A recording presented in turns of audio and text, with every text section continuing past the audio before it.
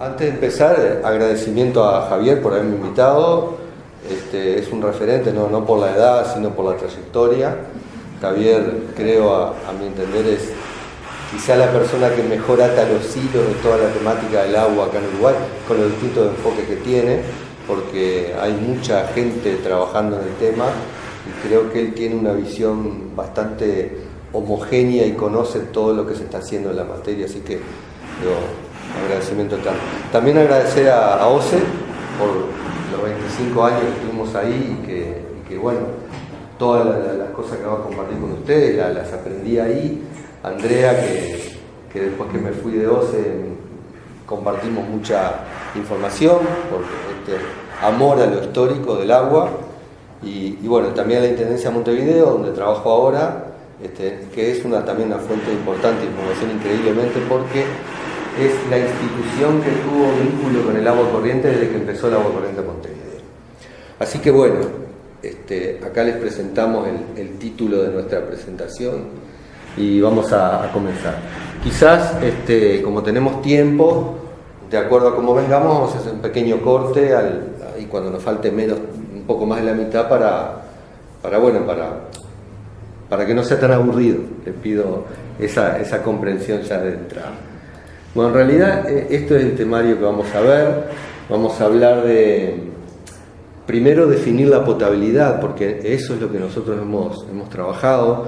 Entonces definir qué es agua potable, el concepto que tenemos hoy de agua potable y cómo se ha manejado ese concepto a lo largo de la historia, tanto en el mundo como acá en nuestro país. Y algunos hechos relevantes de la historia del abastecimiento de Montevideo, básicamente del Uruguay en su conjunto, pero básicamente de Montevideo. Un breve repaso, porque esto enganchaba con la charla de Virginia Mata, con el tema de los pozos y los aljibes.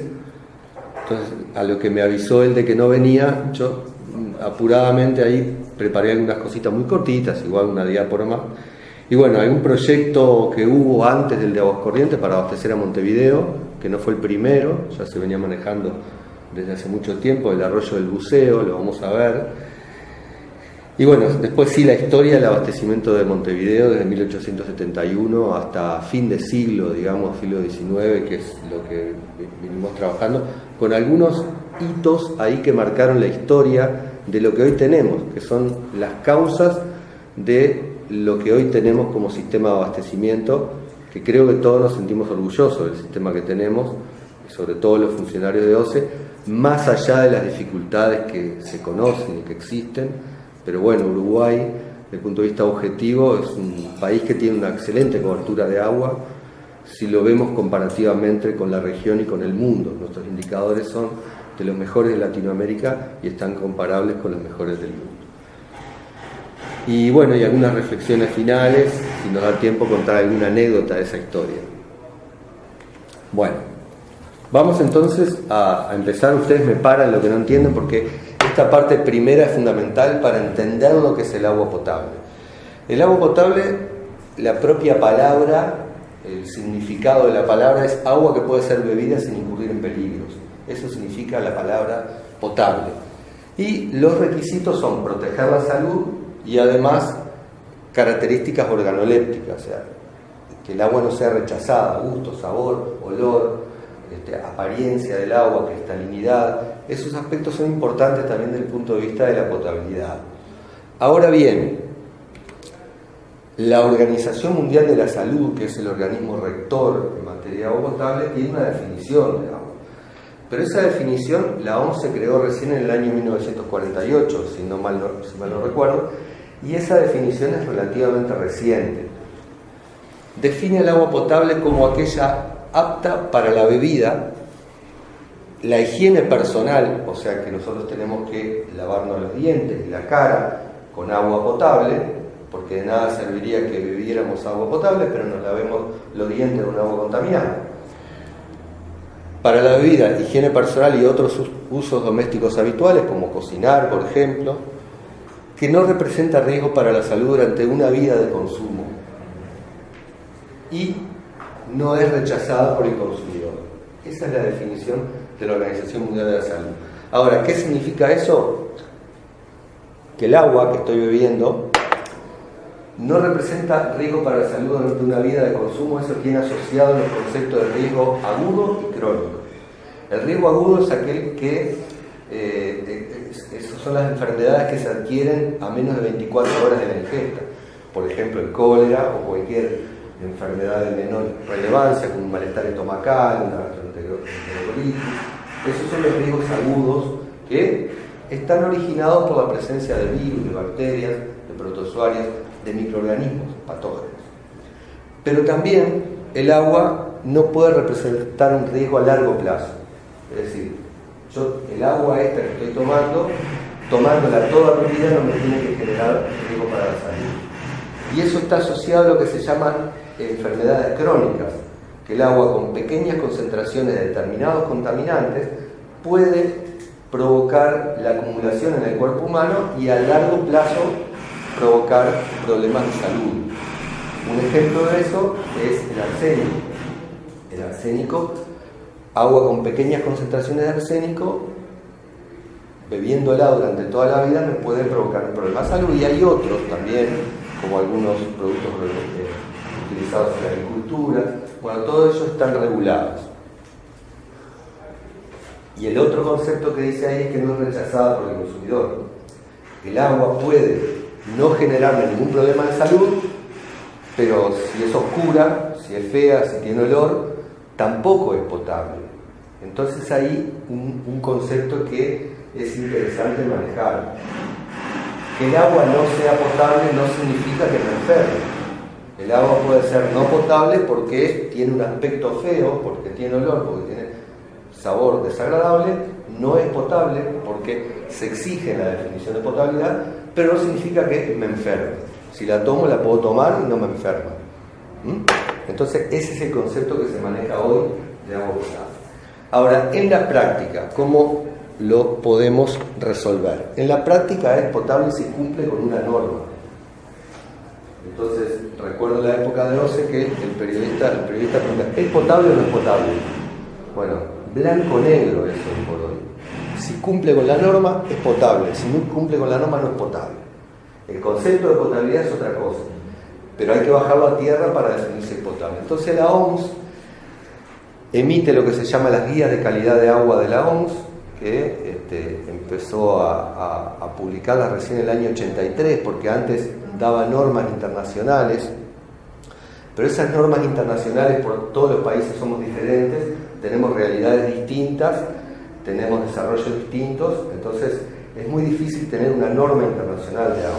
Entonces la OMS lo que hace son guías que uno toma como referencia y los países hacen su propia reglamentación. Particularmente, la última edición de las guías es de 2011 y bueno, Uruguay tiene una normativa de esa época que recomienda, la OMS recomienda, bueno, de acuerdo a estudios toxicológicos, epidemiológicos, recomiendo que la concentración de arsénico no supere tanto.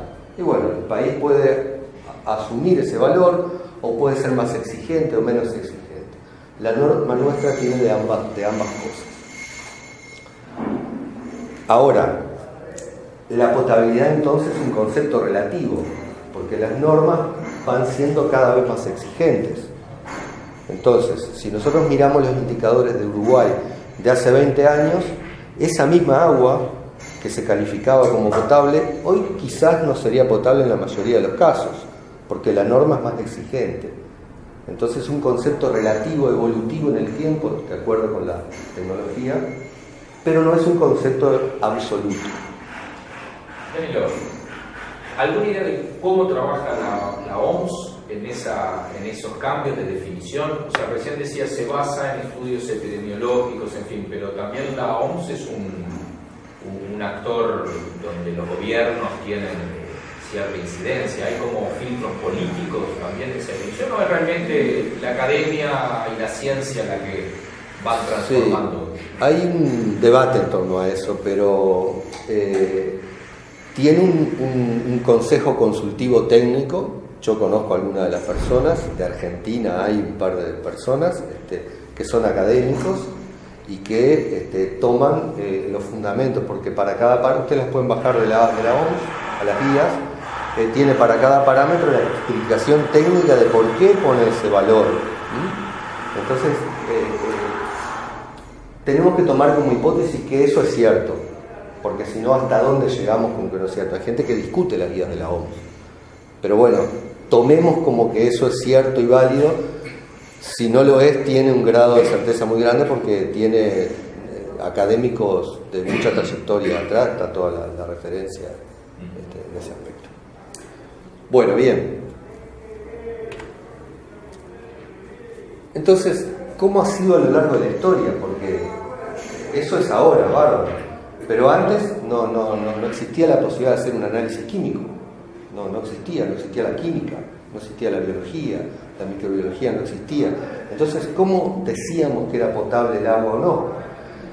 Bueno, eso resume lo que a mi entender ha ocurrido, las percepciones personales y la experiencia propia de uno como consumidor y de otros, los sentidos, la observación del entorno. O sea, si yo iba a tomar un agua de un animal muerto, bueno, por ahí evitaba tomarla, lo que me decían otras personas que habían tomado, bueno, mi capacidad de olfato, de sentido, de vista, para ver, todo eso utilizábamos para definir si bebíamos o no. O sea, estamos obligados a desarrollar nuestros sentidos para protegernos de alguna manera, porque no teníamos otras herramientas que eso, que nuestros sentidos y lo que otro podía transmitirnos de su experiencia. Entonces, las personas tenemos una sensibilidad muy grande respecto al agua por esa trayectoria histórica de milenios, obligados a resolver por nosotros mismos. Entonces, a veces hay que tener mucho cuidado cuando se dice no, lo que opina la gente, no, esta es la realidad. No, lo que opina la gente es muy importante porque esa fue la base histórica de aceptación del agua, de rechazo. Y luego apareció el criterio científico. Y bueno, y ahí vamos a empezar a atar un poquito las épocas con las épocas definidas por él, que en realidad hay interrelación entre las épocas. Estas son otras épocas. El criterio científico apareció con la microbiología, cuando se demostró que el agua podía tener microorganismos chiquititos, pequeños, imperceptibles, que me podían enfermar. Pero eso apareció en los años después de 1850, antes no existía.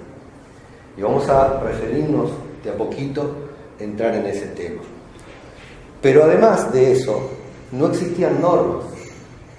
Entonces, discutir si el agua era potable o no era dificilísimo, porque uno opinaba una cosa, otro opinaba otra, pero no había una norma para definir objetivamente.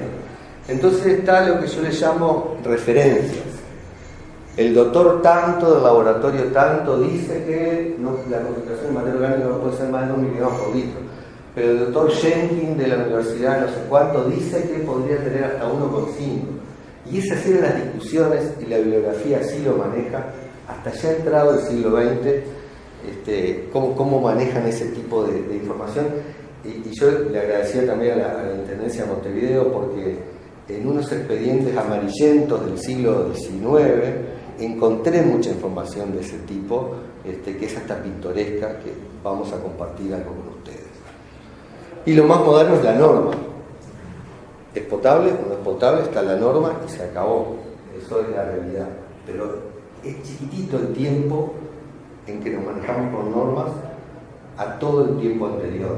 Por ahí eso no hay que descansar, no tiene su valor, y hay que tenerlo en cuenta a veces para ver y entender por qué de repente mucha gente tiene un concepto sobre el estado del agua y que no se acorde con la ciencia, por ahí. Y entonces eso nos permite un poco explicar el porqué. Bueno, ¿alguna pregunta? Si no, o inquietud, si no seguimos adelante, y bueno, iremos discutiendo entonces. Por ahora no sos aburrido. No, pero bueno, vamos tratando de evitar algún lenguaje deformado que tenemos los ingenieros, que somos acusados de ser cuadrados con mucha razón. Entonces es difícil a veces uno emitir algún término de eso de la jerga propia. Bueno, en base a los sentidos, el ser humano tiene una admirable capacidad para calificar el agua. Es admirable. Entonces, una persona puede estar equivocada para un caso puntual. Por ejemplo, el 18 de julio en Yaguarón, la muestra de agua da no potable, la persona que la consume dice que no es potable, y el agua se la analiza y es potable. Ese tipo de interacción tiene mucho peso la ciencia porque lo define objetivamente. Pero, por ejemplo, cuando nos referimos a las generalidades, por ejemplo, que una población entera opine que el agua no es potable. Si opina la población entera que no es potable, ya sea a través de encuestas o en otro mecanismo, algo de cierto tiene que haber. Algo de cierto tiene que haber. Porque tenemos los sentidos muy desarrollados por esa obligación histórica que tuvimos a valernos por nosotros mismos. Entonces, que venga otro a decirme con un análisis que es potable, cuando yo digo que no lo es, porque yo lo siento así, a veces no converge esa discusión. Por ejemplo, el caso de las cianobacterias. Las cianobacterias son organismos milenarios.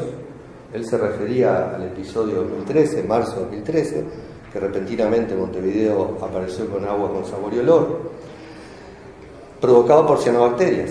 Las habrán escuchado hablar, también afectan las playas de Montevideo y del este, que no se puede comer los moluscos bivalvos porque ellos filtran el agua, pueden provocar toxinas. Las cianobacterias, que son organismos milenarios, pueden liberar en el agua dos compuestos. Unos compuestos que se llaman metabolitos, que son, no se los quiero nombrar porque asusta el nombre, metilisoborneol y geosmina, que son inocuos pero dan olor y sabor, pero también pueden provocar toxinas. Ahora bien, el ser humano tiene la capacidad extremadamente desarrollada para captar esos metabolitos que dan sabor y olor, de modo que el agua me resulta desagradable antes de tomarla. Entonces no la tomo porque es desagradable. ¿Pero por qué es desagradable? Porque atrás de eso puede tener toxina. Eso es un desarrollo del cuerpo humano para adaptarse a ese mal que lo aquejaba. Entonces, a veces los aparatos de medición altamente desarrollados que tiene OCE y que hay en el país no detectan niveles tan bajos como los que puede detectar el sabor de las personas y el olor, porque los tienen muy desarrollados. Va a llegar un momento que el ser humano va a ser completamente superado por la ciencia, no lo vamos a vivir. En estos temas, el ser humano tiene mucho más importancia que la ciencia. Bueno, y otra cuestión es que hay una natural tendencia al rechazo del agua, y es normal que así lo sea. Porque si a mí me dicen que este piso es resbaloso, yo lo puedo comprobar. Lo compro y digo, no es resbaloso. Pero si me dicen que el agua no es potable, yo de entrada, para empezar, no la tomo. Me lo digan con razón o no, porque ese era el mecanismo que se utilizaba durante muchos años. Entonces, es muy fácil transmitirle a la opinión pública una sensación de inseguridad respecto al agua. Agarramos una persona que pasa por la calle, la venimos acá, mirá, te vamos a entrevistar a un canal de televisión y decime, ¿el agua es potable o no? No, el agua no es potable, no se puede consumir. Eso tiene un efecto enorme más allá de la preparación de la persona. ¿Por qué? Porque nosotros escuchamos que no es potable y ya desarrollamos internamente un mecanismo de rechazo natural para protegernos. Ante la mínima duda, no la vamos a tomar. Entonces, a veces ese debate es un poco cruel con lo que son los prestadores del servicio, porque a veces fundamentos no bien respaldados analíticamente llevan a que la población pueda entender determinadas cosas que no es real desde un punto de vista científico. Es un debate un poco injusto a veces con quien es responsable de suministrar el agua.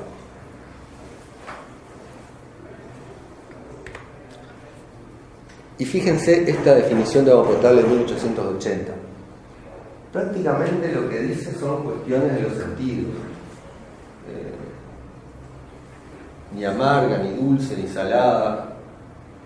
Ya empieza a hablar de materias extrañas, pero no habla de concentraciones ni nada.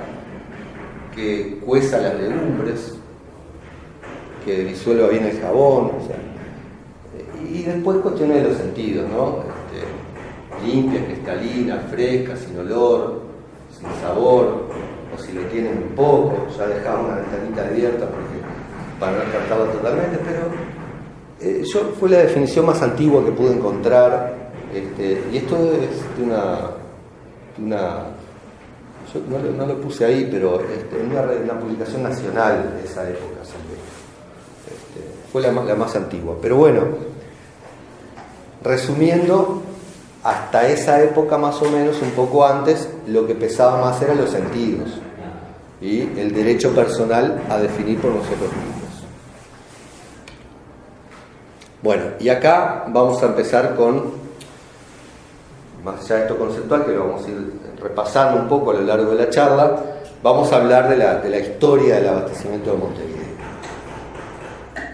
Esa historia que bien cuenta Virginia Mata y todo su equipo, que están trabajando sobre ese tema, y nosotros recogimos de distintos... Es una pregunta. Sí, por suerte. Perdón. Por suerte. Presentes, Sí, para que sepa mi ignorancia de la disciplina. Mi nombre es Rosana Medina, yo soy abogada y bueno, trabajo en la Institución Nacional de Derechos Humanos. El pasaje de la percepción a la norma. La norma perdió toda la capacidad de atender la sensibilidad de la percepción de la persona, o recupera algo en relación a eso. Muy interesante la pregunta, y vamos a ver algo de eso, ¿sabes? Pero la norma actual que tenemos nosotros habla de cuando trata sabor y olor, ahí se mete en un problema de difícil resolución. Porque la norma, me acuerdo de la norma anterior que decía no debe ser rechazada por los consumidores. Claro. Eso ya introduce una cuestión subjetiva. Hay metodologías para medir olor y sabor. Por ejemplo, OCE tiene una metodología, la utiliza para ver el olor y sabor, pero es un panel especializado que no conoce bien el origen y que en una graduación de 1 a 5 le pone: tomaría esta agua todos los días, no la tomaría a veces, y ahí con unas relaciones matemáticas sale un número que es el frío valor de la norma. Pero todavía no está totalmente resuelto la sustitución de los sentidos dentro de la norma, sí en el resto de todos los otros parámetros. Los otros parámetros sí, pero en esos no totalmente, parcialmente, diría yo. Y vamos a ver cuándo se produjo un quiebre en la historia de dejar de lado la percepción y los sentidos y pasar a algo más objetivo, a un criterio científico de aceptación, que invalidaba todo lo anterior y que fue la moda durante una época, y cómo se manejó el país en ese sentido durante muchísimos años, descuidando esa percepción personal. No sé si respondí o sí. Capaz que retomamos un poco ahora más adelante. Yo traté de buscar en los documentos esos antiguos cuando se referían, porque todo habla de la escasez. Montevideo, que se fundó en un lugar que no tenía mucha agua, que faltaba el agua, que la ciudad empezó a crecer, que había que hacer pozos fuera de la muralla, que los sitios de Montevideo impedían que se abasteciera de agua, una cantidad de cuestiones, pero hablaban de la escasez y poco decían de la calidad. Las cuestiones de calidad hablaban de eso: agua gruesa, agua delgada, agua tejida de pequeños insectos, agua modesta, agua de mayores proporciones, nutritiva, digestiva, salobre. Y fíjense ese término que me encantó: simpática para la bebida. El agua tiene que ser simpática. Yo nunca lo había escuchado, siempre era, no debe ser rechazada, debe ser aceptada, pero simpática para la bebida está bueno. Creo que resume lo que la gente pensaba, ¿no? Tiene que ser simpática para la bebida. Y después, y esto puede llegar a ser discutible también, uno hoy dice agua de buena calidad, y uno ya piensa, por lo menos los que tenemos cierta deformación profesional, trabajamos en OCE, uno ya piensa en parámetros, es decir, en turbidez, en coliformes, en bacterias, en virus, en protozoarios. Uno ya piensa en eso cuando habla de calidad, pero eso no existía antes, no se sabía ni que existían los microorganismos. Entonces se entendía como un todo la calidad. Es decir, si yo digo que esto es blanco, lo digo que es blanco porque es blanco, nadie discute que es blanco. Entonces, el concepto ese de calidad como un todo, es decir, esto es de mejor calidad de esto, porque algo me hace decir que mejor calidad de esto, pero no le encuentro explicación, no tengo por qué explicarlo. Ese era el concepto de calidad que se manejaba, como una cuestión global, no como ahora, que uno tiende a ver, porque me puedo enfermar, porque una cantidad de cuestiones. Los documentos de la OMS están innumerable cantidad de parámetros que se analizan, pero antes no existían, no se analizaban y no existían. Entonces ese concepto de calidad era como algo global. Esto es de mejor calidad de esto porque es de mejor calidad de esto, y no hay una explicación científica para decir el por qué. Bien.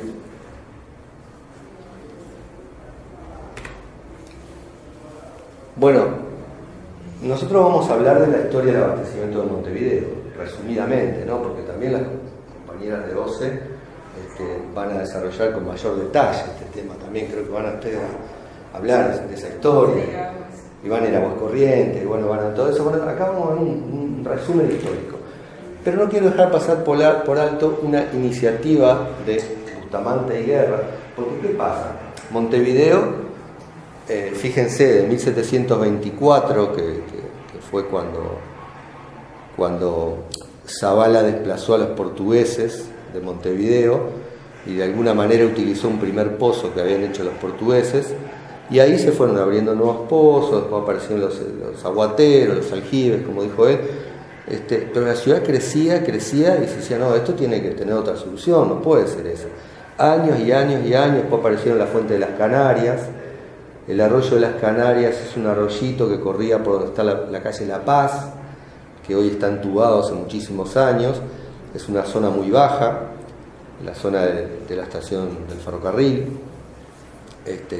Ese arroyito donde hoy se producen inundaciones, porque el arroyo está, porque en definitiva la ciudad de Montevideo creció tapando los arroyos. En otra época las ciudades crecían de esa forma, tapaban los arroyos y seguían creciendo, y cuando llueve el arroyo sale y dice, acá estoy, esto es mío, este terreno es mío, inunda todo.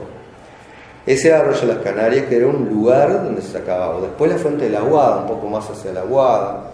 Bueno, una historia interminable y compleja. Fíjense lo que es abastecer a Montevideo con 70, 80 mil habitantes, no había ni vehículos, con carros de aguateros. Una historia increíble que por suerte hay gente que la está rescatando y bueno, hay que valorarla. Se ha hablado mucho con Javier de esto. Este proyecto fue el primero que quiso decir, bueno, afuera de los aguateros el Estado se va a encargar del tema del agua. Los aguateros eran privados y tenían una fuerza enorme, eran un gremio que tenía un poder terrible, porque paralizaban la ciudad. Imagínense que los aguateros huelga, paro, no le damos agua a la ciudad, era una crisis enorme. Y así era, había luchas en ese sentido. Y no había decreto de esencialidad. Y no había decreto de esencialidad. Y los aguateros, de alguna manera, sin ser los verdaderos responsables, de alguna manera incidieron para que no se ejecutaran algunos proyectos de este tipo. Pero este fue el primer proyecto que quedó en carpeta, porque no se hizo, de traer agua hacia Montevideo, y que el Cabildo se iba a encargar.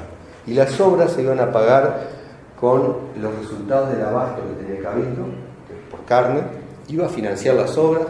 El arquitecto Tomás Toribio fue el encargado, era el maestro mayor de obras, fue el arquitecto que diseñó el Cabildo de Montevideo, la sede actual, que después fue reformada. Y también lo nombra mucho Virginia y su gente, porque en la casa de él hay una fuente, no sé si no está en alguno de los artículos. Pero solo un paréntesis, en realidad uno puede ir a la casa del arquitecto Livio y se da cuenta cómo era, porque sigue habiendo una parte de en la calle Piedras. Está la Asociación de Arquitectos, me parece. ¿No que está funciona. la comisión de agua No, de Ciudad Vieja? es la comisión especial para la Ciudad Vieja. Es la Comisión de Patrimonio Ciudad Vieja aquí. Sí. Es de la Intendencia. Ahí va a estar la exposición de arquitectura del agua el año que viene. Ajá. Ahí va a estar la exposición de arquitecturas del agua el año que viene. Ah, qué bueno. Bueno, esa casa hubo que dejarle el gobernador le regaló ese terreno, y era un terreno que tenía creo que 7 metros de ancho, era muy angosto, entonces él tuvo que dejar un pasaje porque había un pozo en el fondo para que la gente se abasteciera, tuvo que dejar una servidumbre porque era un pozo público. Bueno, Tomás Toribio hizo el proyecto, le calculó los costos, todo, ¿no? Y bueno, y esto hacía desaparecer la figura del repartidor, del aguatero, porque el Estado asumía directamente el reparto. Decía cuántas carretillas había que tener, cuántos bueyes, el personal, estaba todo costeado. Y yo tengo acá porque habla del arroyo del Buceo, pero el trabajar en la Intendencia me permitió investigar un poco qué había ahí, y en realidad está el arroyo de los Chanchos, porque el arroyo del Buceo es un arroyo chiquitito que estaba un poco más al este, que desembocaba en la playa del Buceo, frente a la calle Asturias, que era muy chiquitito, pero un poco más acá, en el puertito del Buceo, desembocaba el arroyo de los Chanchos, que hoy está entubado, que daba esa vuelta y cruzaba, voy a marcar con esto, a ver, acá está el arroyito, y cruzaba, no veo bien, acá, esta es Rivera, esta es la calle Rivera, y esta debe ser Caracas, una de esas, y acá está el cementerio ahora, ¿no? El cementerio Buceo, cruzaba ahí, esta zona se inunda ahora cuando está todo entubado. Bueno, esto era un señor arroyo, un arroyo de verdad. El arroyo no existe, está tapado. Montevideo tenía el arroyo de los Chanchos, el arroyo del Buceo, el arroyo Mataperro, el arroyo de los Canales, el arroyo Seco, una cantidad de arroyos que están ahí abajo, que no los conocemos, pero que están en los planos viejos. Bueno, entonces se pensaba hacer una represita por acá, y por canales y norias traer el agua a Montevideo. En realidad el agua iba al cubo del norte para abastecer a los buques del puerto y para abastecer a la Ciudad Vieja de agua. Y con un artista me hizo una especie de dibujito de cómo era ese trazado, ¿no? Una represa por próximo aguas abajo de la calle, para abajo de Rivera, represar el arroyito y colocar 3 norias y canales, y en un momento en el cordón se pensaba hacer una zona para las lavanderas para que lavaran la ropa, porque era todo un problema el tema del lavado de la ropa. Ya estaban utilizando el arroyo de las Tanzuelas, otro arroyo que existe y que ustedes conocen todos, el lago del Parque Rodó. Ese lago del Parque Rodó pasa por una zona que estaba el arroyo de las Tanzuelas, que en la década de 1920 se entubó y hoy no existe como arroyo. Bueno, este fue el primer proyecto. El proyecto estuvo costeado, estaba financiado, pero fracasó. No hay una información muy clara de por qué fracasó, pero se le culpa a los aguateros. Que los aguateros no, como que no sé qué, nosotros somos el gremio, manejamos el agua, ¿no? El Cabildo se echó para atrás y no construyó este proyecto. Pero de alguna manera quedó en la historia como el primer proyecto de que el Estado asumiera el agua, porque en realidad el Estado tenía otros servicios públicos. El alumbrado lo tenía el Cabildo, el alumbrado público, pero el agua lo tenían los aguateros, era privada completamente. El Estado lo que hacía a veces era pozos, pero el reparto, la distribución era privada, y acá el Estado se quedaba con todo. Fracasó el proyecto.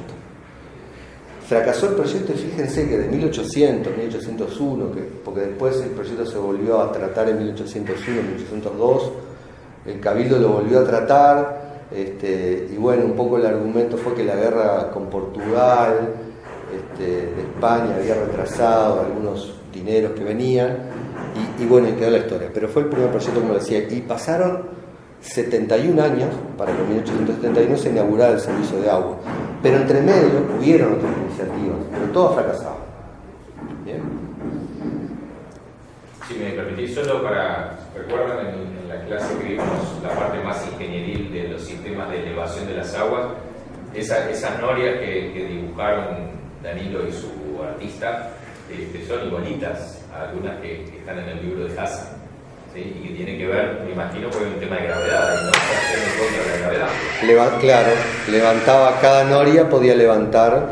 La noria es una especie de rueda gigante que tiene baldes, levantaba 6-7 metros, después iba por canales, le levantaba 6-7 metros, vueltas a noria, las movían. Bueno, y así fue ese proyecto. Bueno, muy bien. Seguimos entonces. Y ya estamos en la segunda mitad del siglo. Pasaron ahí de 1850, de 1800 a 1850, creciendo la ciudad, abriendo más pozos, con sus problemas de logística de reparto, etcétera, etcétera, etcétera. Casualmente hoy se está inaugurando la planta de Durazno. Tú decías que algunos compañeros están allá. Durazno, la ciudad de Durazno, les cuento esto porque tiene algo que ver. Durazno tiene una planta potabilizadora que era de la década del 30, que estaba en una zona inundable. Entonces, cada tanto se inundaba y salía la planta. La inundación más grande que hubo fue en 2007, mayo 2007, la planta quedó fuera de servicio por una semana prácticamente. Y no saben lo que fue abastecer a Durazno con camiones cisternas. Camiones, estamos hablando, camiones, millones. La catástrofe. Y esa ciudad era más chica que lo que era Montevideo con bueyes. Imagínense lo que sería aquello, ¿no? Había un tiempo destinado al agua que hoy está fuera de la consideración de nuestras cabezas. Un tiempo para esperar al aguatero, que pasara el aguatero, para ir a buscar. Eso no nos entra mucho en la cabeza, pero existía ese tiempo físico de la persona destinada a conseguir el agua. Bueno. También estaría bueno pensar el uso y el consumo en relación, ¿no? Más allá de la cantidad de gente. Era muy ¿Qué poco. prácticas había en las cuales se usaba el agua potable y demás en ese momento en relación a lo que puede ser el entorno de abastecimiento, ¿no? ¿Entendés lo que quiero decir? Lo que yo te entendí es que el consumo era muy poco. La gente gastaba muy poca agua porque, claro, primero salía cara, había que pagarla mucho y además era bien escaso. Entonces salía muy poca agua. Las dotaciones que hoy tenemos en la cabeza, 150 o 250 litros por habitante por día, eso no existía, 10, 20, 15 litros. En este estudio de Tomás Toribio está pensado la dotación también por persona, está diseñado en base a una dotación por persona, de duplicar la dotación por persona inclusive, pero muy por debajo de lo que manejamos ahora, tal cual de lo que tú dices. Bueno, pero no solamente había un problema de escasez con el tema de los pozos y los aljibes, había un problema de contaminación también, porque se fueron fraccionando los terrenos y circulaban en torno a los terrenos, había mucha circulación en torno a los pozos, y bueno, y la calidad empezaba a desmejorarse, la sobreexplotación de los pozos, durante algunos sitios tiraban osamentas a los pozos, o sea, empezó a complicarse el tema de la calidad también, no solamente la cantidad, sino que empezó a cuestionarse la calidad. Y la calidad ya no era un tema menor, era un tema mayor también, un tema que se demandaba como un tema importante ya en la segunda mitad del siglo XIX. Y los primeros análisis de calidad que se empezaron a hacer acá en Uruguay andan por el año 1860-1865, un tímido análisis de agua. Y esto que yo les voy a mostrar ahora, en realidad es lo más antiguo que pude encontrar en la Biblioteca Nacional, que es una referencia a un análisis. Un diario que decía, se publicará el análisis. Hace referencia a que un pozo estaba contaminado, entonces, ¿cómo se averiguaba si estaba contaminado o no? Haciéndole un análisis. ya ahí el criterio científico empezaba a tener cierta relevancia para definir si el agua era potable o no. 1865, ya estamos en la segunda mitad del siglo XIX y ya había un criterio científico que se estaba instalando. Diario El Siglo, segunda época, diciembre de 1865.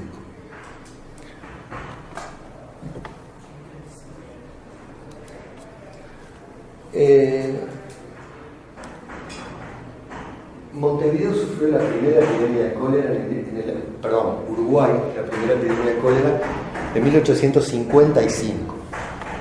Hay una epidemia de cólera que en realidad estuvo en Río Branco, que tenía otro nombre, ahora no lo recuerdo, la localidad de Río Branco, en Cerro Largo, departamento contaminado, porque ella es de Cerro Largo, yo soy de 33, tenemos rivalidad.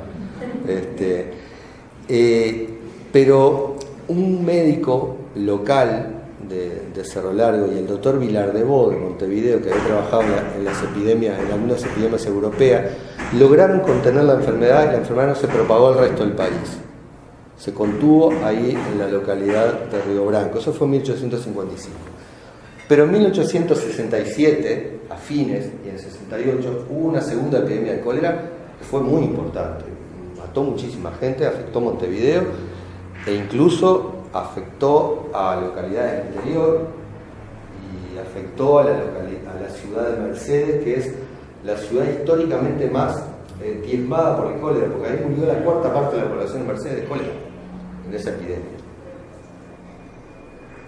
¿Qué pasaba con el agua ahí? Montevideo ya tenía saneamiento, como bien dijo él, en 1854 la red Arteaga se había empezado a construir.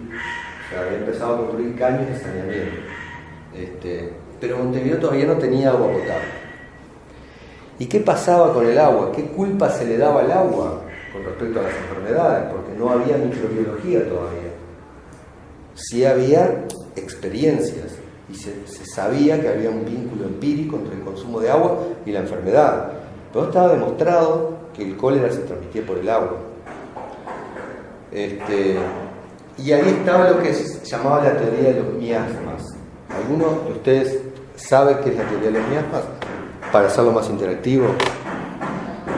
Bueno, la teoría de los miasmas es una teoría de la medicina en que le atribuía a los miasmas, que eran vapores, la responsabilidad de provocar las enfermedades. Antiguamente se creía que las enfermedades eran un desequilibrio de humores y provenían del interior de las personas, pero después la teoría de los miasmas decía que ciertas cuestiones ambientales, como el agua estancada, generaba vapores y esos vapores entraban por inhalación en las personas y no se enfermaban. Esa era la teoría miasmática, que estaba muriendo en esa época porque la incipiente microbiología la estaba dando por tierra. Pero todavía la teoría de los miasmas en Uruguay, cierta rama de la medicina todavía la manejaba como que era la responsable. Si no, fíjense lo que dice esto publicado en un diario, que en realidad los diarios eran lo único que existía en aquella momento para comunicarse, no existía la radio, no existía la televisión. Un artículo en plena epidemia de cólera, ¿no? Estamos en la epidemia de cólera, mayo del 67, dice: el doctor fulano de tal dice que el cólera es un veneno orgánico esparcido por el aire y que se transmite por la respiración o por los líquidos, pero habla de la respiración, que puestos en contacto con el aire se envician, el aire enviciaba el aire, se maligniza el aire, yo respiro ese aire y me enfermo. Esa es la teoría de los miasmas, que todavía tenía vigencia y todavía estaba en Uruguay como principal responsable de las enfermedades. Pero ya había una evidencia empírica de que el agua enfermaba. Y en esa epidemia de cólera quedó demostrado de alguna manera, desde el punto de vista empírico, de que Montevideo no tenía agua potable y que el cólera atacó fuertemente a Montevideo. Entonces ahí es que se llama propuestas para establecer en Montevideo un sistema permanente de agua, que se llamaba un sistema permanente, que era un sistema que no fuera por los aguateros. Y en principio la gente no creyó en eso. porque tantas veces había intentado, los aguateros dijeron, deja otra vez más el Estado con eso, sigamos laburando nosotros, que no va a pasar nada. Pero esta vez pasó. Esta vez pasó y eso fue, de alguna manera, el pilar fundamental que gestó lo que hoy tenemos. Y que lo vamos a tratar brevemente hoy con un enfoque determinado que después se va a complementar con la compañera Andrea y con Ingrid, que tienen un enfoque muy interesante respecto a lo que son las estructuras que hoy permanecen ahí, por suerte, ¿no?, que tenemos en Aguas Corrientes, y creo que ustedes lo van a visitar como parte del curso. Bueno, pero un poquito más adelante, ya más o menos en esa época, se demostró científicamente que el agua permitía las enfermedades. A través del trabajo de Koch, de Pasteur y del doctor Snow, que se demostró. Snow lo que hizo fue, en una epidemia en París, demostró empíricamente, hizo una correlación, casos de cólera de esta fuente, todos los que vivían al lado de esta fuente, de este pozo, se enfermaban de cólera. ¿Por qué? Porque tomaban agua de ahí. Le dijo al Estado, cancelen esa fuente, y la cancelaron y la epidemia desapareció. Entonces ahí demostró empíricamente, pero científicamente lo demostró Koch, y con el trabajo de Pasteur. No vamos a extendernos en eso, pero sí vamos a hablar un poco de eso, porque acá Uruguay tuvo un desarrollo impresionante, creo que escasamente conocido, en ese tema de la microbiología de fines del siglo XIX, con la presencia del farmacéutico Arechavaleta, que hasta hace unos años aparecía en las aguas Salus, ahora no aparece más, pero hasta hace unos 10, 15 años, la etiqueta de Salus decía, el doctor Arechavaleta dijo que el agua que la fuente de Puma todavía estaba. Lo vamos a recordar hoy como un personaje importante de la historia en el abastecimiento de agua, y vamos a ver por qué. ¿Bien? Bueno, entonces, ese llamado a licitación llevó a que se inaugurara el servicio con agua pura de Santa Lucía, porque el agua del pozo estaba contaminada, la gente no la quería, los argivos también, todo el mundo estaba desconforme, faltaba el agua, se le había prometido a la gente agua pura, y la gente estaba deseosa de que el anhelado río Santa Lucía fuera el que le diera agua a la ciudad de Montevideo. Y se inaugura el servicio en 1871 con agua pura de Santa Lucía, sin efectuar ningún tipo de tratamiento. Lo pongo pura entre comillas porque no era pura, pero la gente consideraba que esa agua era pura porque la comparaba con el agua que tenían todos los días, que era agua de los pozos, que estaba fuertemente contaminada. ¿Bien? Y sin efectuar ningún tipo de tratamiento. No obstante ello, el Estado tomó sus precauciones y dijo, antes de otorgarle la concesión a Lesica Lanusifin, mandó muestras del agua a Londres. Fíjense, había que mandar muestras a Londres. Por supuesto que no tenía ningún sentido eso, porque la conservación de una muestra es todo un tema. Mandar en barco una muestra a Londres, no sé cuánto demoría un barco a Europa, pero llevaba su tiempo, sufriendo calor, no servía para nada. Pero yo mostré a Londres y el doctor no sé cuánto, con un nombre pomposo de la universidad, dijo que el agua era de las aguas más puras, están los documentos, porque pasa por zonas de caliza, y el Estado dijo, perfecto, otorguemos la concesión a Lesica Lanusifin y construyamos el servicio con agua del río Santa Lucía. ¿Bien?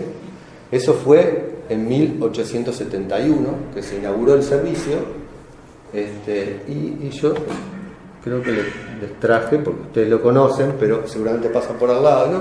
La foto que la saqué yo de la Plaza Constitución, en esa fuente, la fuente está, la misma fuente, está en el mismo lugar, ahí llegó el agua, le contarán un poco mejor cómo fue ese día nuestra gente de OCE, porque hay información al respecto.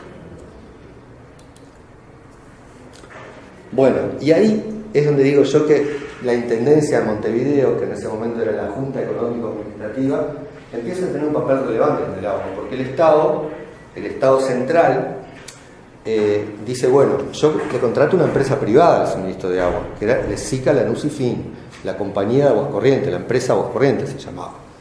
El uruguayo Fin, con dos argentinos, que eran Lesica y Lanús, Cuando ustedes vayan a Aguas Corrientes van a ver la inscripción que dice Lesica Lanús y Fin. ¿Qué es lo que dice bien? Compañía de Aguas Corrientes, propietarios Lesica Lanús y Fin. Ahí va. Van a ver esa leyenda en el edificio ese enorme de salas a vapor que se construyó en esa época. Era una empresa privada, había que controlarla. Entonces el Estado delega en la Junta Económica Administrativa, que hoy es la Intendencia de Montevideo, el contralor de la concesión. Y vamos a ver ese juego de intereses público-privado, cómo se fue desarrollando a lo largo de los años siguientes, porque tuvo sus idas y venidas. Y en enero de 1872 hay un golpe a la población porque hay un evento de calidad de aguas. Y la gente recibió agua salobre. La gente dice, ¿cómo? Me habían dicho que era agua pura. Me prometieron agua pura. ¿Y qué tengo acá? Agua salobre. Y se acordaron de las fuentes saladas porque muchos de los pozos que estaban ahí, los pozos del Rey, que estaban sobre la calle Agraciada del Pozo del Rey, ahí era la playa. El terreno de agua fueron rellenados, muchos. Rellenos de la década de 1830 en adelante. Y a veces se sobreexplotaban y sacaban agua salada. Entonces la gente se acordó. Las fuentes saladas, el Estado nos mintió, ¿cómo? El río Santa Lucía que era puro y ahora tiene agua salada. Bueno, ese primer episodio de calidad que ocurrió en enero de 1872 tiene una explicación real que es, acá no tengo un pizarrón para hacerlo, pero sí tenemos un pizarrón. Vamos a... En lo que hay no falta nada. Vamos a explicarlo. Está el borrador también arriba de la mesa invisible. Vamos a explicar por qué se dio la telepatía en Marte. En realidad, nosotros tenemos el río de la Plata y tenemos el río Santa Lucía, que hacen un corte, ¿no? Y acá está la ciudad de Santa Lucía, la ciudad de Santa Lucía, y acá está, un poco más abajo, Aguas Corrientes. Cuando levanta la marea del río de la Plata, la marea llegaba hasta la ciudad de Santa Lucía. En la ciudad de Santa Lucía había agua salada en la época del año. Lo que pasa es que después, muchos años después, se construyó una represa acá. Y ahora no pasa el agua, de hace muchísimos años no pasa el agua salobre para allá. Pero en esa época no estaba la represa, había una represa natural, nomás que era el paso de las piedras coloradas, paso de las piedras coloradas. Entonces, ¿qué pasa? El río Santa Lucía, ahora voy a dibujar en planta, estaba el río Santa Lucía, que venía para acá, había una laguna natural, que esto después se continuaba para el otro lado. Esto se cerró por acá y se tomaba de acá. El agua de vapor tomaba de acá. Ahora ya estamos de video. Entonces subía la marea llegó a la toma y vino vos a la hora de Montevideo y ahí se fue el primer día. Ese fue el primer día. Y ahí ya la gente dijo, pucha, río Santa Lucía no era tan pura como me decían. Entonces ahí pasó algo que es un hito en la historia. El Estado, preocupado, le encomienda a la Junta Económica Administrativa que haga un informe. Y la Junta se tomó su tiempo, designó una serie de personalidades del mundo científico muy importantes.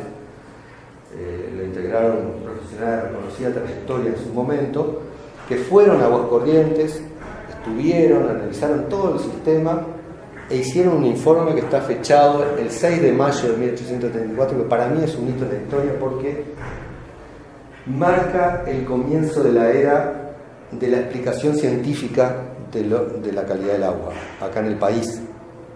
Porque ese informe es terminante y dice, de los estudios realizados se concluye que el agua del río Santa Lucía y los análisis efectuados, el agua cumple con todos los criterios de potabilidad, es potable, punto. Chao, no se discute más. Y no, pero yo que sentía, que no sé qué, que el agua, ese informe fue la realidad. Dijo científicamente el agua es potable. y no se discutió más. Fue la primera vez que se utilizó el argumento científico para demostrar la potabilidad como argumento. Fíjense qué difícil de contrarrestar por parte de la gente, que no sabía muy bien qué era lo científico, que no sabía muy bien qué eran las bacterias, que no sabía muy bien qué eran los virus, y viene alguien y le dice, el agua es potable porque cumple con los análisis. ¿Qué son los análisis? Me dijeron que era potable, tengo que creer. Así se empezó a manejar la historia a partir de ahí, con un criterio científico. Entonces ahí hubo un corte en lo que era ese derecho individual a definir por mí mismo. Viene alguien a decirme, ¿qué derecho tiene ese alguien a decirme que es potable si yo digo que no lo es, porque en realidad la miro, la tomo y no es potable? ¿Qué divinidad tienen esos que me dicen a mí que es potable basándose en cosas que yo no sé lo que son, que dicen que son análisis? Bueno, ahí empezó otra historia. Un poquito más adelante, en el año 1879, estos uruguayos y argentinos no pudieron con la empresa, porque en realidad la gente no se conectaba lo suficiente, necesitaban que la gente se conectara al agua, y ahí Virginia tiene una referencia de cuántas conexiones había en esa época, y había muchísimos aljibes, salía cara conectarse, y la gente ya dudaba, no, pero ¿por qué me voy a conectar si acá la tengo más barata, tengo mi aljibe? No se conectaba, bueno, financieramente no dieron abasto, y la compañía inglesa, que en ese momento los ingleses estaban instalados acá con el gas, con el ferrocarril, eran ya empresas que venían de Europa a ofrecer sus servicios públicos. Estos empresarios uruguayos y argentinos le vendieron a esa compañía inglesa sus instalaciones, y ahí empezó de alguna manera la historia de los ingleses del agua, que en realidad, por más de que el pionero fue el Esica-Lanús-y-Fin, la verdadera antecesora de OCE es la compañía inglesa, porque tuvo más de 70 años en el país, y hay una cierta cultura trasladada a los funcionarios de esa época de los ingleses que hasta hoy perduran en muchos de los lugares, ¿no?, de la empresa. Bueno, redondeando entonces esto, la gente vio que el agua que venía de Santa Lucía no era buena, y el Estado le contestó con un fierrazo en la cabeza, una plancha: los análisis dan bien. ¿Qué eran los análisis? La gente no sabía, pero el Estado se escudó en eso. El agua está bien, lo dice fulano, mengano, sultano, firma, a otra historia. Y bueno, y pasó eso. Lesica-Lanús-y-Fin vendieron, como decíamos, a los ingleses, y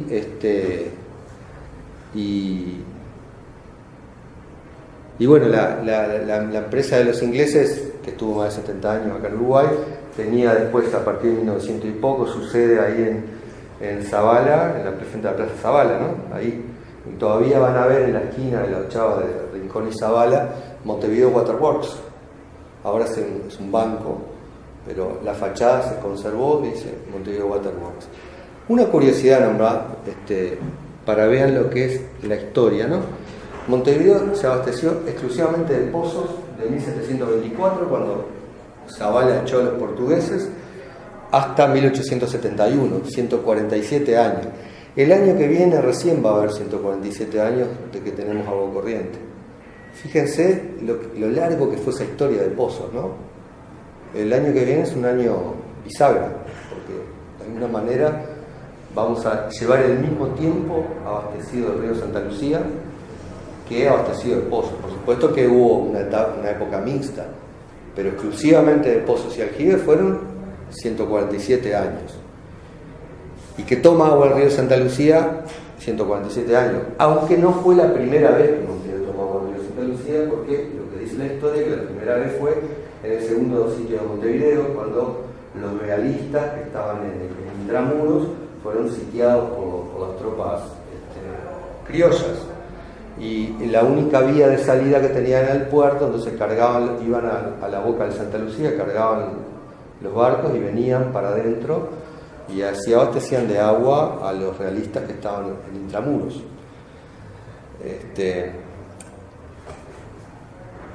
Bien, bueno,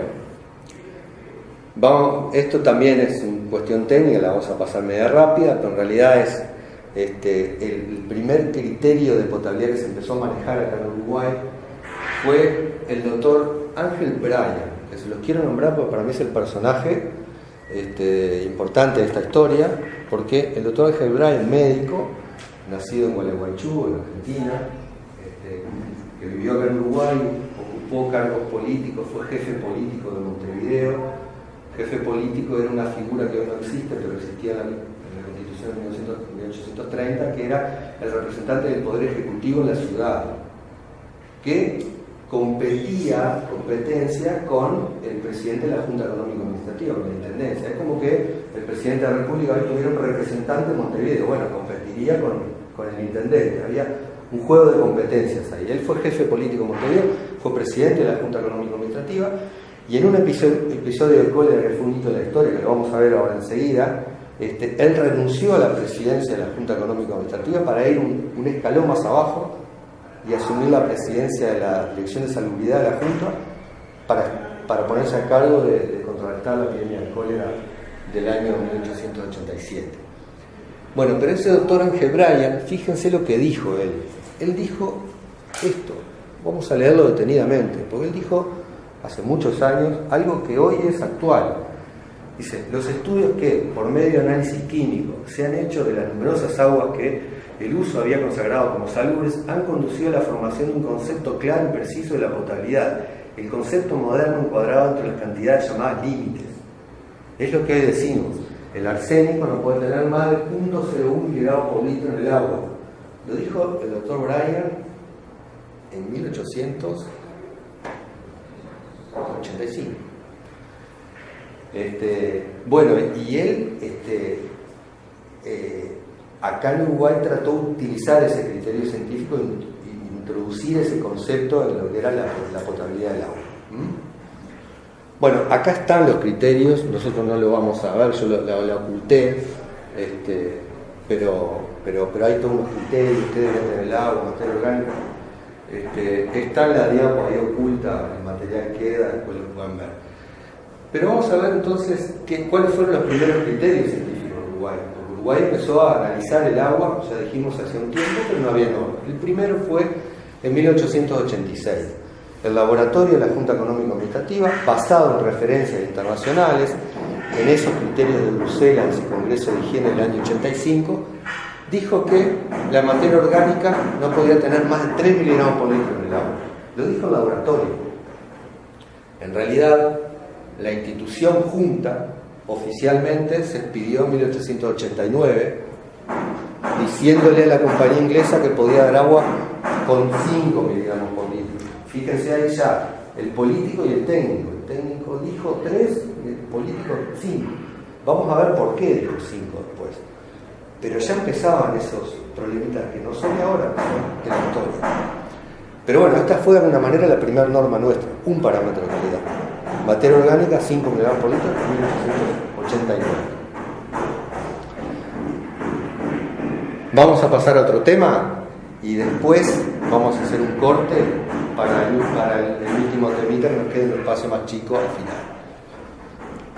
La compañía inglesa estaba en el año 1879 instalada en Uruguay. El último episodio de calidad había ocurrido en 1872 y le había ocurrido a una empresa uruguaya. Entonces los ingleses que estaban acá decían, nosotros no nos pasa nada, nosotros vamos la mejor agua del mundo. Pasó eso porque no estábamos nosotros, que somos los ingleses, que sabemos de agua, que tenemos compañías en todo el mundo. Entonces la gente había empezado a confiar en el agua de la red. Habían pasado muchos años y resulta que yo le pongo ahí lo que es la pandemia, la quinta pandemia mundial.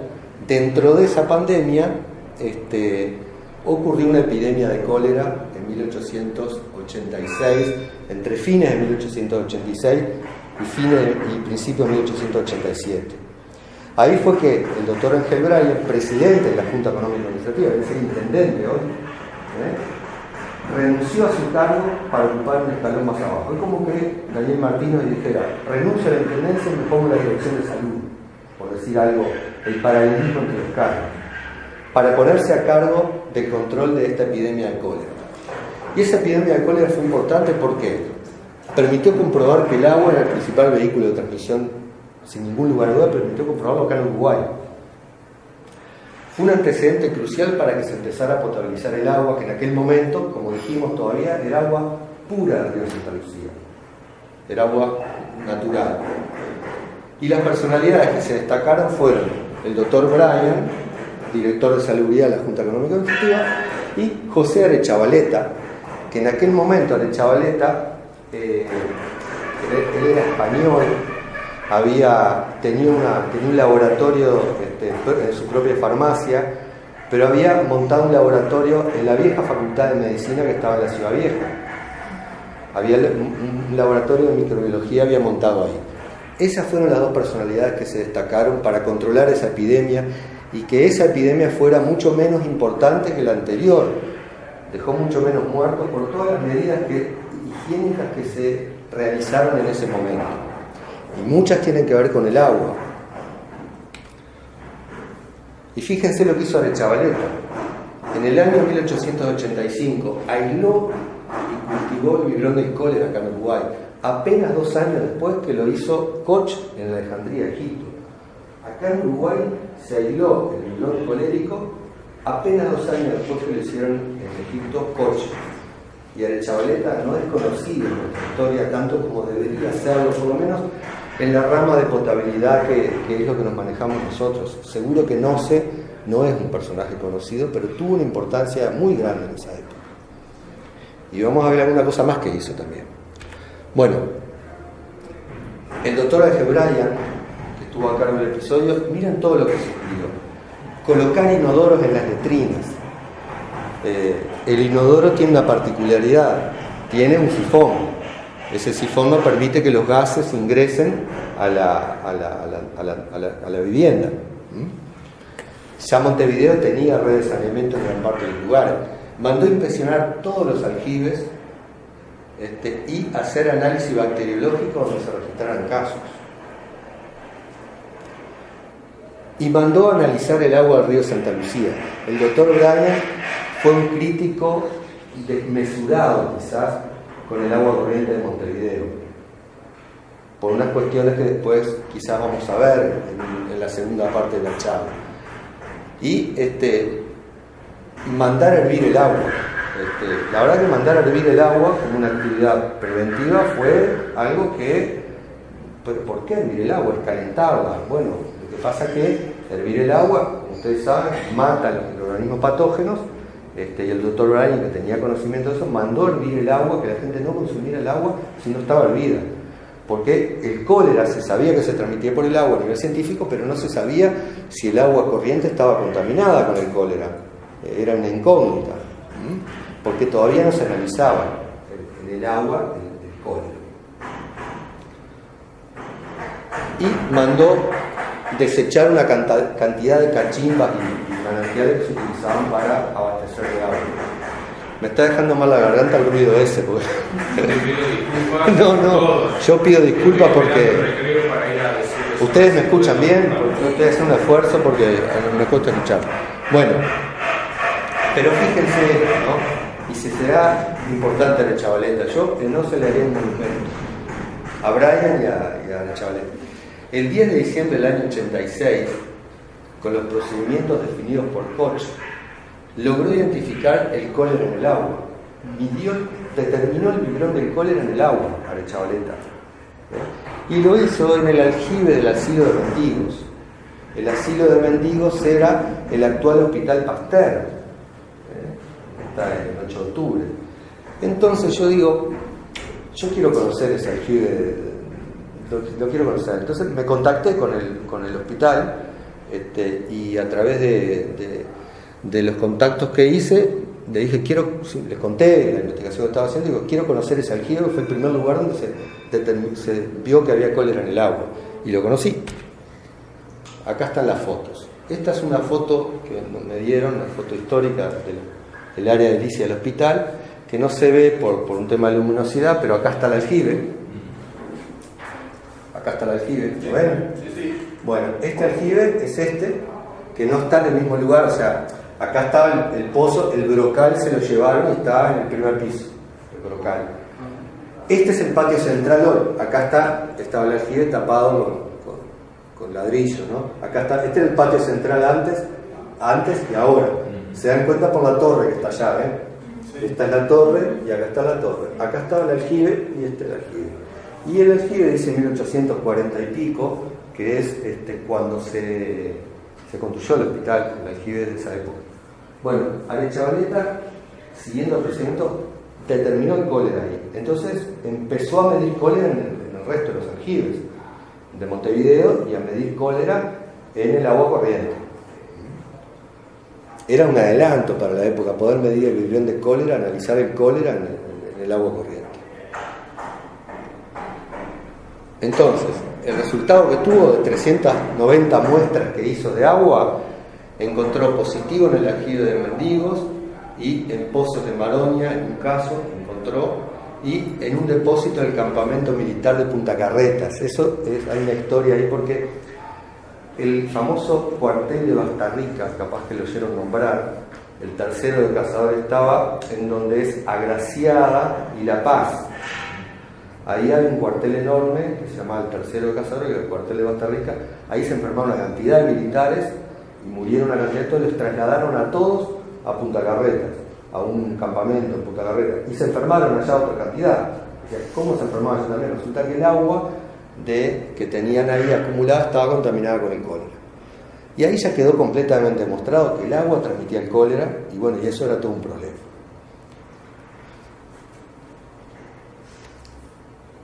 El 24 de marzo del 87 se registró el último caso y cesó la epidemia.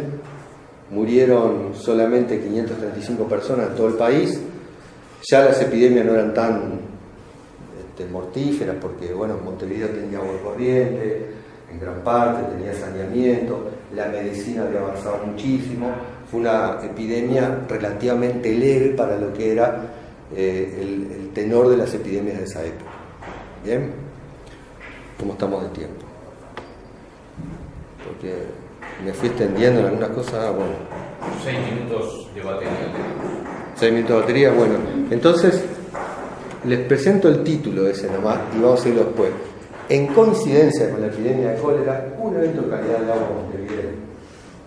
Pero en coincidencia exacta, entre diciembre del 86 y enero del 87, un episodio de calidad de agua en Montevideo.